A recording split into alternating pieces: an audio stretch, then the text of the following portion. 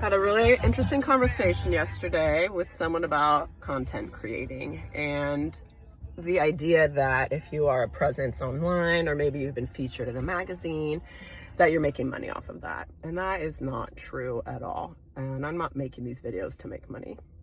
I'm just out here supporting what I do as a hairdresser and showing you that I have some fun things going on, and that's namely I'm sharing my writing and I'm trying to do fun little things in my life. So, you know, if money comes, cool, but not my purpose.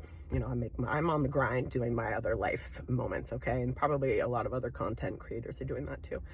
I've been featured in a couple magazines, and that's because I have fancy friends that are in media, and you know, I'm not really writing on their coattails, but that's one of the reasons I started this channel is because I was featured in Redbook magazine. I wrote in years ago to talk about how I lived my life happily making $30,000 a year. From that publication, I got some attention, but I did not get any money. It was a great article, but they were kind of using me to be the poor lady to kind of showcase how you can still like have a great time. I've also been in the Wall Street Journal. I've also been in the Puget Sound Business Journal. I've also been in Modern Salon. Modern Salon is probably my favorite one because that was a blog that I wrote called Dear Hairdresser, and I wrote about 25 articles over the course of a few years that got a little bit of attention, and one of them got attention from Modern Salon, and they featured me in that magazine, and that was really cool.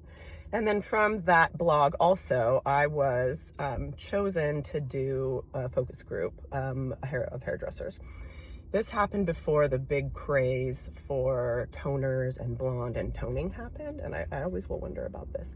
But I was found and paid money to make a Pinterest board of hair color and the way that I use semi-permanent hair color. So I did that. We were paid by some huge hair color company. I never knew who it was. And there were like 6 or 7 of us from around the world that were answering these questions. You know, even for me to have this level of like not even being noticed, but still being able to create content, I still have a lot going on that isn't like what an average person has happening. So this is not as easy as it looks, I promise you. Give us some credit.